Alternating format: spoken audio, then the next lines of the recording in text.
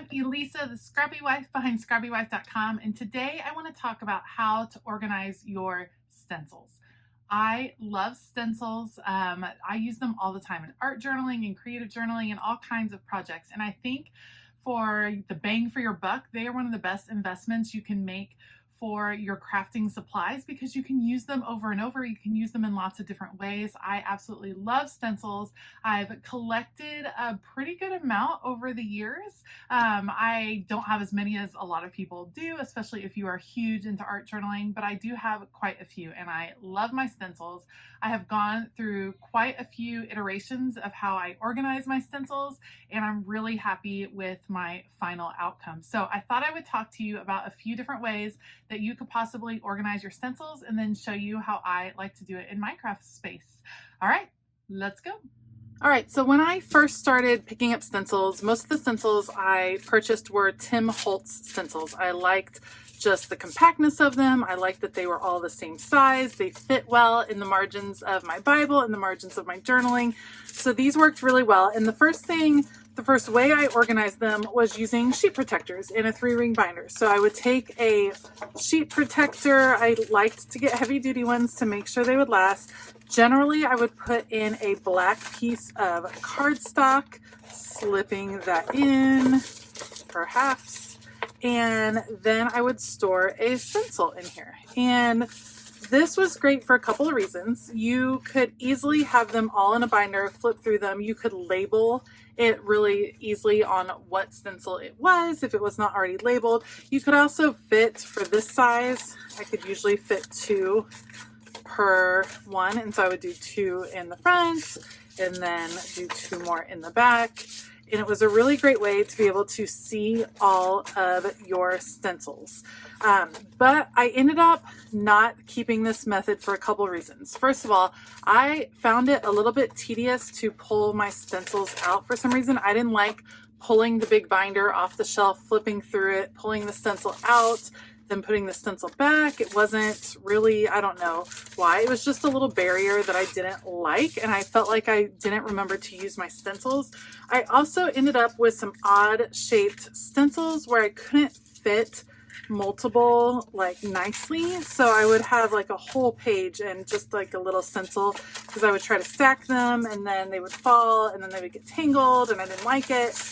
So that didn't work for me. And as I started like expanding out my stencil collection, doing more and more art journaling, I started purchasing larger stencils that did not fit into the sheet protectors. So you can see like this was not going to work for me. So my other option was to go with a 12 by 12 sheet protector and get a big old scrapbook album and do it like that, which you certainly could do. There's nothing wrong with organizing your stencils like that, but that was not the method I wanted to go with. Like I said, for some reason, having them in a binder felt like a barrier to my creating. And one of the things when you're organizing any type of supply, you have to think of how you like to work and what works best for you. And for me, that wasn't going to work. So let me show you what I did for my second iteration of how I organize stencils. Okay, so the second way that I organized stencils was I would gather all of my Tim Holtz stencils, which conveniently have a little hole right at the top. And I would use these large binder rings and slip them all together. It works super well. These work really well because they're shaped the same, so it's pretty easy to get them all on the ring and to be able to flip through them. So that's what I did with all my Tim Holtz stencils. Any of them that were similar sizes, I would generally put on a ring and have them all neat and organized. I liked this system a lot for a couple of different reasons. So one reason was I was able to easily grab my stencils and bring them to my desk. For some reason, this seemed less cumbersome than putting them in a binder because I could just grab it. It was also easy to grab and take with me if I was traveling.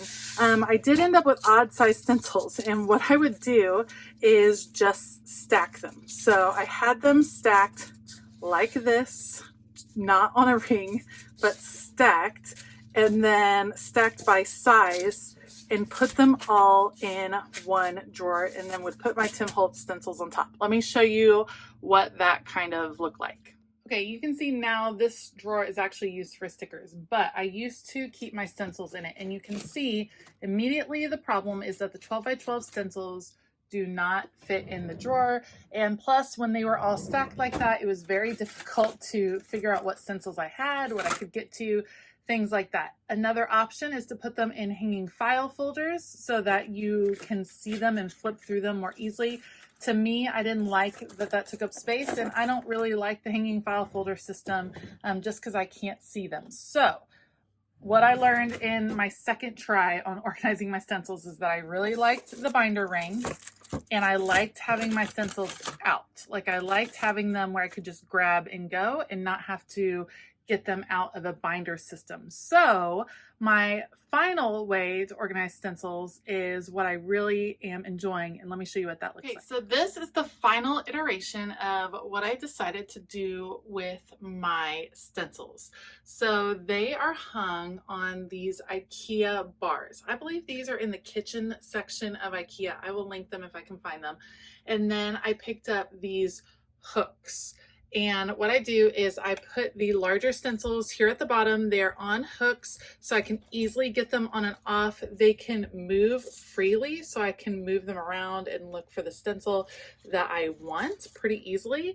And then for my smaller stencils, I do keep them on binder rings in groups. So like these are all from one company. These are all Tim Holtz. These are all kind of my masking stencils, which is a different type of stencil, and kind of grouped by company like that. I can easily pull out that binder ring and then flip through it on my desk, find what I want.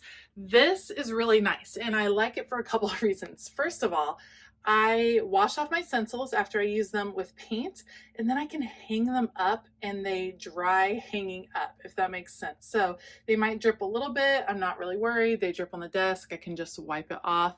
I can see all my stencils, which is really nice. It reminds me to grab for them and to use them in projects besides just using them in art journaling, which is when I tend to use them.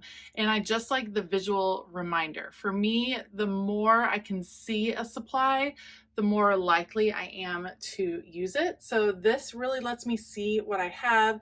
It's certainly expandable. There's room to hang a ton more stencils if I start collecting more. There's plenty of room for growth. So that is always something I look for, especially if it's a supply that I really like. So this works out nicely. It keeps my stencils from getting tangled because they're hanging. They don't usually tangle on each other. I'm able to hang it by a part of the stencil that is open, which works out really nicely. Even if there's no hole in the top of the stencil, you can always, cut your own hole, use your hole puncher, something like that. And this has just really kept my stencils looking nice. When they were in the drawer, they were getting tangled because they were laying on each other, and they were getting crunched because of the size of the drawer. So this has really helped me keep my stencils kind of more in control, and that way I can use them more in my craft room. All right, so hopefully that helped. I just wanted to kind of show you the journey I went on as I was organizing. I think organizing your craft room and your craft supplies is kind of ever evolving depending on what craft you're doing, where your emphasis is, how your supplies are growing or shrinking depending on your phase of life. So it's kind of a constant evolution of what's happening. Let me know below what you think of my current stencil organization. Let me know how you like to organize your stencils. Just a reminder, I do have a whole online course about organizing your dream craft space. It takes you through step by step of planning your space, organizing your current supplies, destashing your current supplies. It has a ton of videos about all kinds of really specific supplies. You get to be a member of a Facebook group where you can ask me questions directly and get some consultation on your space. So I will link that down below if you are interested in checking it out. It's a lot of fun, and I've had a lot of really good feedback. So make sure to check out that video or check out that course if you're interested. Otherwise, I just want to give a huge shout out to my YouTube Scrappy members. You guys are awesome. Thank you so much for your support. If you're interested in finding out more about Scrappy YouTube membership, then make sure to click the join button or check the link in the comments or in the description box below. All right, I hope you have a fabulous day, and as always, keep it creative.